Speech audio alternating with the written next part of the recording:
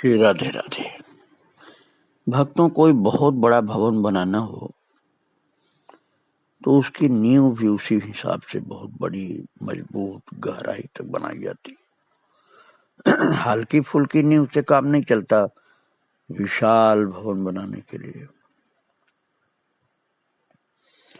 ऐसे ही ठाकुर जी को श्री हनुमान प्रसाद जी पोद्दार का बहुत विशाल व्यक्तित्व बनाना था। विशिष्ट भगवत भक्ति की शक्ति उनके अंदर प्रकट करनी थी। इसीलिए बचपन से ही वो ऐसी व्यवस्था ठाकुर जी ने कर दी। वो मैं आपको बता चुका हूं, दादी के द्वारा पालित पोषित हो रहे थे क्योंकि मां अब नहीं थी। तो दादी राम कौर के लाड़ प्यार में बच्चा पला था और दादी के अंदर एक विशेषता थी कि वो संतों की बहुत भाव से सेवा करती थी। एकांत चित्त से बालक भी माँ दादी की तरह से सुनता रहता। संतों की घटनाएं, संतों की बातें सुन करके बालक का हृदय आनंद से भर जाता था। और जिस समय गुरु शिष्य विषयक चर्चा चलती, उस समय बालक के हृदय में भी शिशु सुलभ उमंग का उन्मेष हो जाता और हृदय के अंतस्थल में मूक चाह उत्पन्न होती, मेरे भी एक गुरु होते और मेरी भी दीक्षा होती है। देवी राम कौर जो दादी थी माता, वो बालक की गंभीर मुद्रा देखते ही दोनों के हृदय में जैसे नैसर्गिक विद्युत कणों के द्वारा जुड़ जाते थे, जुड़ाव हो जाता था। मन में आने लगा उस दादी माता के कि बच्चे की दीक्षा करा दो। और इसके लिए मन ही मन तैयारी करने लगी वो। उन दिनों निम्बार्क संप्रदाय के बड़े विद्वान महंत मेहरदास जी रतनगढ़ में रहते थे और उनके शिष्य का नाम राम रतन दास जी था तथा राम रतन दास जी के शिष्य ब्रजदास जी थे। संत श्री ब्रजदास जी को बालक हनुमान प्रसाद जी के दीक्षा गुरु होने का दुर्लभ सौभाग्य प्राप्त हुआ। अर्थात ब्रजदास जी महाराज ने दीक्षा दी, वही गुरु बने। देवी राम कौर ने संत श्री ब्रजदास जी से दीक्षा संस्कार संपन्न करवा लिया और द्वादशाक्षर मंत्र प्रदान किया उन्होंने। दाहिने कान में कंठी बांध दी, गुरुदेव ने तुलसी की मंत्र दे दिया और बालक बचपन से ही भगवान के भजन में लग गया। वैष्णवी दीक्षा प्राप्त हुई और महाराज देवी राम कौर माता जो थी ना दादी, वो उनके इष्ट थे हनुमान जी। तो उन्हें श्री हनुमान जी के साक्षात दर्शन भी हुए थे। अब बालक की उम्र 8 वर्ष हुई थी। हनुमान कवच का पाठ सिखा दिया दादी माँ ने और पाठ का ऐसा वीडियो रोपण किया कि उत्तरोत्तर बुद्धि होती गई। और वो बालक तो सूर्य, गणपति, देवी, शिव अनेक स्तोत्र याद कर लिया। भागवत की कई स्तुतियां बड़े श्रद्धा से भाव से पाठ करता। और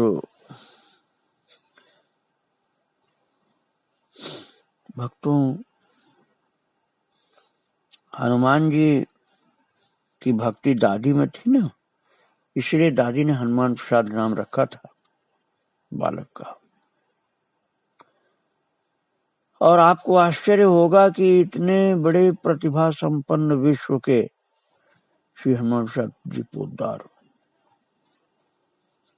जो कई भाषाओं के बड़े विद्वान बने, उनकी कहीं विधिवत पढ़ाई नहीं हुई थी। और हिंदी के प्रसिद्ध विद्वानों, संपादकों के संपर्क में आकर के उन्होंने हिंदी साहित्य का समुचित ज्ञान प्राप्त किया था। अंग्रेजी का सामान्य ज्ञान भी कलकत्ता में ही व्यक्तिगत रूप से एक भक्त थे विद्वान अयोध्या प्रसाद जी, उनके पास रह करके अध्ययन प्राप्त किया था। और अन्य भाषाओं का ज्ञान अपनी अद्भुत प्रतिभा से समय समय पर बढ़ाते गए। उपनयन संस्कार हुआ और भक्तों, बालक हनुमान प्रसाद पोद्दार 12 वर्ष के जब थे तो उनके विवाह की चर्चा हुई। उसमें बाल विवाह होता था वक्त। तो जिस कन्या से विवाह होना था, विवाह के पहले ही उसके चेचक हो गए। चेचक हो जाने से उसका चेहरा बिल्कुल चेचक के धब्बे से खराब हो गया, सारा सौंदर्य नष्ट हो गया। उस कन्या के माता पिता चिंता में पड़ गए कि अब सगाई निश्चय ही छूट जाएगी। लेकिन देवी राम कौर ने स्पष्ट कर दिया कि ये सगाई छूटने वाली नहीं, चिंता मत करो आप लोग। दादी ने कहा, मैंने वचन दे दिया है शादी के लिए, अब उसकी चेचक से चेहरा खराब हो जाने से क्या शादी में थोड़े इनकार कर दूंगी। और महाराज शादी हुई। अधिक दिन तक दाम्पत्य सुख नहीं रह सका। विवाह के 5 वर्ष बाद ही महादेवी ने प्रथम पुत्र का मुंह देखा और स्वयं सदा के लिए आंखें मूंद ली। और उस दुख को भूलने के पहले ही नवजात शिशु हठात परलोक चल बसा। और महाराज इसके बाद तो माता ने फिर दूसरा विवाह किया दादी ने, क्योंकि दादी को अब उनका विवाह करना ही अभिष्ट लगता था।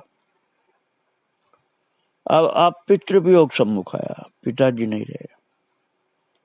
पिताजी भीम राज जो थे, भीमराम, वो चले गए।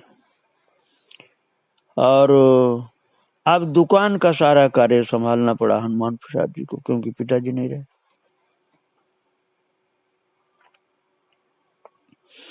और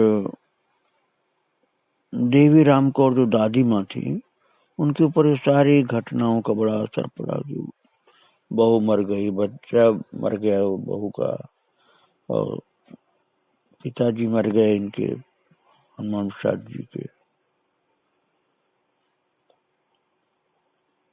अब फिर से विवाह के लिए दबाव डालने लगी थी। महाराज तीसरा विवाह हुआ तो भगवान की इच्छा से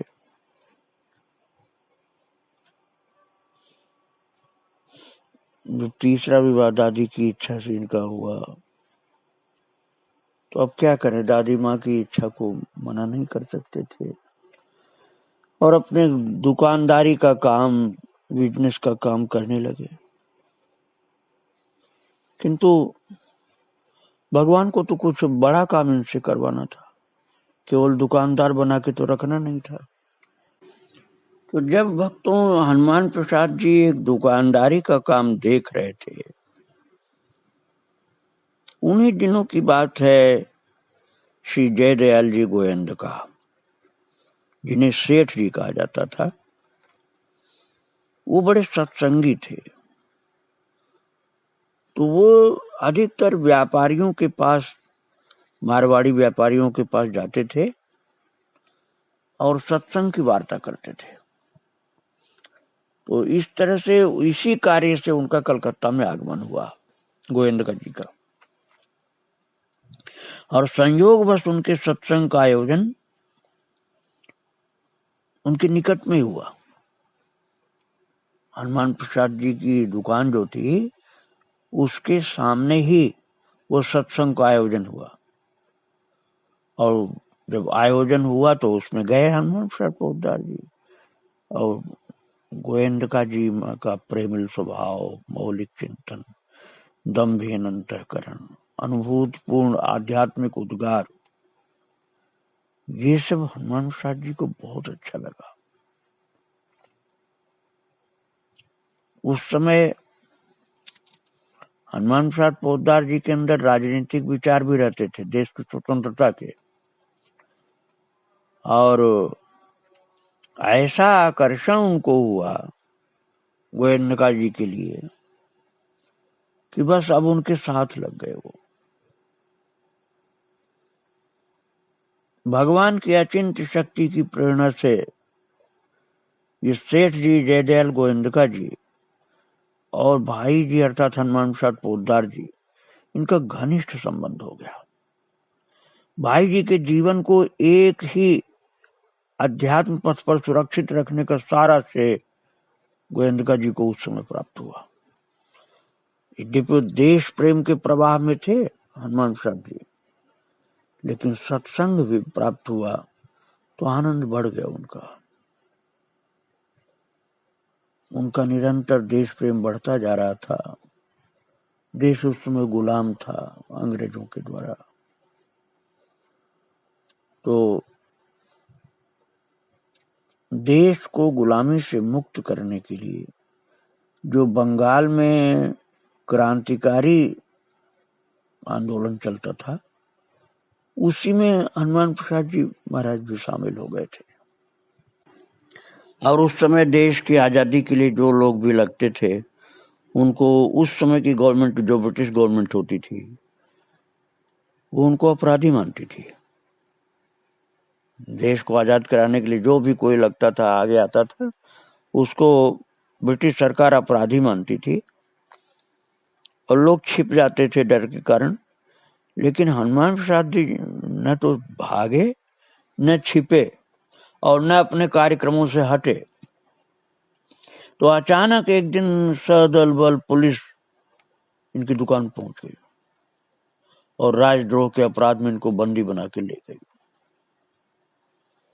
और थोड़े दिन तक कलकत्ता में रखा, फिर अलीपुर जेल में इनको डाल दिया महाराज। और अभी इनका विवाह हुए 3 महीने हुए थे। घर में अकेली स्त्रियां ही थी, दादी थी और वो पत्नी थी इनकी। अब कारावास में कितने दिन रहना पड़ेगा इसका तो पता भी नहीं था। अब मन की क्या दशा हुई होगी दुख की कि 2 स्त्रियां घर में है और कोई नहीं। अब इनको भगवान की याद आई, क्योंकि जेल में डाल दिए गए हैं ब्रिटिश गवर्नमेंट के द्वारा। 2 माताएं घर में हैं, एक इनकी पत्नी और एक दादी, और पुरुष कोई नहीं है। उनके खर्चा के लिए कोई इंतजाम नहीं था। इनके आंदोलन में रुकावट पड़ गई क्योंकि इनको पकड़ करके ब्रिटिश सरकार ने जेल में डाल दिया, अलीपुर जेल में। अब जब ये बहुत ऐसी चिंता में पड़े, कोई सहारा नहीं था, तो स्वयं पोद्दार जी कहते हैं कि उस समय मुझे परम पिता परमेश्वर का नाम स्मरण हो आया, और अशरण के शरण को स्मरण करना ही मुझे एक अवलंब मालूम हुआ। मैंने नाम की रट लगा दी।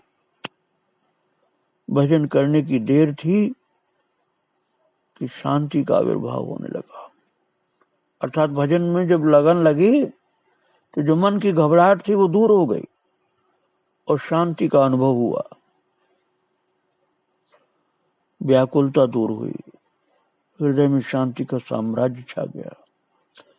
तब इनको नाम की शक्ति का अनुभव हुआ, महात्म मालूम हुआ। भक्तों, मैंने आपको बता ही दिया कि अलीपुर जेल में बंद थे। देश को स्वतंत्र कराने का जो उनका कार्यक्रम था उसमें इनको अपराधी गवर्नमेंट ने माना था, इसलिए बंद किया था। और भगवान के नाम का आश्रय पकड़ा। अचानक भगवान की कृपा से नाम महाराज की याद आई और बस उसी में लग गए। अब इनको माला की आवश्यकता मालूम पड़ी और पोद्दार जी खुद कहते हैं कि मेरी उन्नति का प्रथम सूत्रपात यहीं से हुआ है, अलीपुर जेल में, जब प्रभु की कृपा से प्रभु के नाम की याद आई। तो जेल में जो पहरेदार था उससे हनुमान प्रसाद जी ने माला मांगी, जप करने की माला। तो उसने माला देने में तो अपनी लाचारी प्रकट की कि हम माला नहीं इंतजाम कर पाएंगे, किंतु एक और उपाय बताया कि गिनती करके माला पूरी होने पर इस कील से दीवार पर एक लकीर खींच दो। पहले उंगली पर गिनती करो भगवान के नाम की, फिर उसके बाद दीवार पर एक कील दिया कि इस कील से लकीर खींच दिया करो। और इस प्रकार इनका उस कील के द्वारा दीवार पर निशान बना करके जप चालू हो गया। माला भी नहीं मिल पाई थी, लेकिन जप की निष्ठा कितनी जबरदस्त थी कि जप चालू हो गया। और राजद्रोह का मुकदमा चलाने की सरकार ने पूरी चेष्टा की, परंतु ठोस आधार न मिलने से सरकार के सम्मुख मुश्किल आ गया। तो जेल में तो नहीं रख सकता शासन, जेल में तो नहीं रख सकते थे, लेकिन इनको अलग अलग स्थानों पर नजरबंद किया गया। जेल में नहीं, किसी गांव में नजरबंद, उस गांव से बाहर नहीं जा सकते हो। और बांकुड़ा से 24 मील दूर शिमलापाल नामक ग्राम में जाने का आदेश इनको दिया गया और जाने से पूर्व 1 घंटे घर वालों से मिलने की अनुमति मिली। 1 घंटा टाइम तुमको मिलेगा, घर वालों से मिल लो, उसके बाद तुमको शिमलापाल नामक ग्राम में, जो बांकुड़ा से 24 मील दूर था, वहां तुमको रहना पड़ेगा। और उस 1 घंटे के मिलन में घर वालों की मनस्थिति का अनुमान आप लगाइए क्या हुआ होगा कि 1 घंटा बाद बेटा चला जाएगा।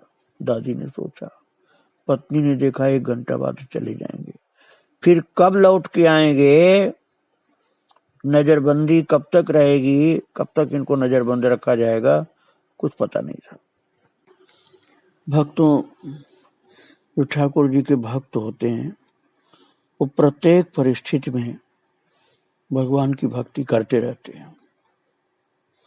अभी आपने सुना अलीपुर जेल में नाम का जब माला न मिलने से दीवार पर कील के द्वारा निशान बना के करना चालू कर दिया था।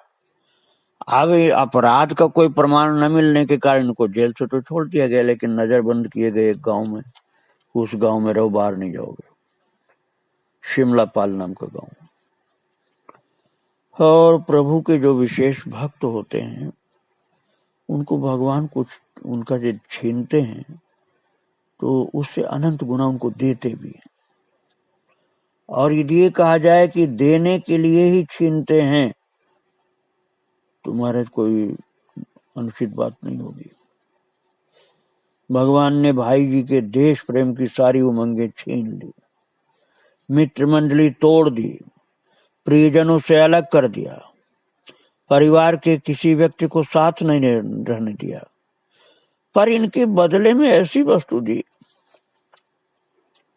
जिसकी तुलना में विश्व की समस्त लोभनीय वस्तुएं सर्वथा तुच्छ, अत्यंत नगण्य है। और वो वस्तु जो भगवान ने इनको दिया था वो वस्तु थी भगवान का प्रेम पूर्वक स्मरण करना, मंगलमय स्मरण। कलकत्ते की दिनचर्या कुछ और थी, और अब जिस गांव में नजरबंद थे, शिमलापाल गांव में, वहां की दिनचर्या अलग थी। नजरबंदी के जीवन में भाई जी के जीवन में एक बड़ा भारी परिवर्तन हुआ। कठोर साधनामय जीवन बन गया। सरकार के नियम के अनुसार गांव के बाहर जा नहीं सकते थे, शाम के बाद गांव के भी किसी व्यक्ति से नहीं मिल सकते थे, शिक्षा संबंधी किसी व्यक्ति से न मिले, झोपड़ी के बाहर न जाएं, जो पत्र आएगा पुलिस के मार्फत आएगा, ये भेजेंगे तो पुलिस के मार्फत ही भेजेंगे। सरकार ने इनको खर्चा के लिए 80 रुपए मासिक दिया, उसमें से 30 रुपए अपने खर्चे के लिए रखकर बाकी 50 रुपए दादी के पास परिवार का खर्चा चलाने के लिए भेज देते थे। और उन दिनों भाई जी प्राय 3 बजे उठकर 30 माला हरे राम की जप करते थे और उसके बाद फिर पाठ करते थे, गीता का पाठ, विष्णु सहस्त्र नाम, भगवान का ध्यान करना शुरू किया। ध्रुव जी को भगवान ने जो दर्शन दिया, ध्रुव नारायण बोले जाते हैं, उन्हीं का ध्यान करते थे। और थोड़े ही दिनों में वृत्ति ध्येयाकार बन गई। ध्यान का इतना सुंदर अभ्यास हो गया कि प्रातः, दोपहर, रात्रि में 3-3 घंटे ध्यान में बीतने लगे। शेष समय नाम जप में, स्वाध्याय में लगाते। और अब तो इतना अच्छा अभ्यास हो गया कि आंखें खुली रहती तब भी भगवान का अनुभव होता रहता था। नाम जप में रस आने लगा, नाम जप छूटना अब सहन नहीं होता था। मन में भावना आती थी कि कोई मुझसे बात न करे। भक्ति का रस आने लगा भक्तों। और नारद भक्ति सूत्र का ग्रंथ कहीं से प्राप्त हुआ और उसमें लग गए अध्ययन करने में, सेवा कार्य करना शुरू किया। एक सिविल सर्जन इन्हें देखने आते थे, उन्हीं के सहयोग से होम्योपैथिक दवाएं एवं पुस्तकें मंगा ली। उसके आधार पर गांव के रोगग्रस्तों की सेवा करने लगे और लोग इनकी दवाई से तुरंत ठीक हो जाते थे। यहां तक कि गूंगा आदमी, उसको क्या दवाई दी जाए तो इनको ज्ञान नहीं था, लेकिन पुस्तक के आधार पर दवाई निकाली और उसको दिए और 3 दिन बाद ही वो गूंगा आदमी जो था बोलने लग गया। भीड़ होने लगी अब तो इनके पास, दवाई लेने वालों की भीड़। शिमलापाल गांव में जो भी कोई बीमार होता था, अब कोई डॉक्टर के पास नहीं जाता था, कोई वैद्य के पास नहीं जाता था। ब्रिटिश गवर्नमेंट के द्वारा जो नजरबंद किए गए थे हनुमान प्रसाद जी, इन्हीं के पास लोग दवाई लेने के लिए आते थे और जिनको ये दवाई दे देते थे वो ठीक हो जाता था, वो बीमारियों से मुक्त हो जाता था। और फिर तो सारी जनता के लिए प्रेम पात्र बन गए, सबके मित्र जैसे बन गए और सभी इनका आदर करने लगे। यहां तक कि ब्रिटिश गवर्नमेंट के पुलिस वाले भी सब इनसे प्रेम करने लगे, घर सा संबंध हो गया। और अब वो नजरबंदी की तकलीफ खत्म होकर भगवान की भक्ति का आनंद और सेवा का आनंद मिलने लगा। भक्तों, प्रभु ने कैसा जीवन भक्ति के रस से सरस कर दिया। किंतु आगे के चरित्र में आपको फिर सुनाऊंगा। आज भाई जी को, हनुमान प्रसाद जी पोद्दार को यहीं प्रणाम करके विराम दे रहा हूँ। श्री राधे राधे, जय श्री राधे।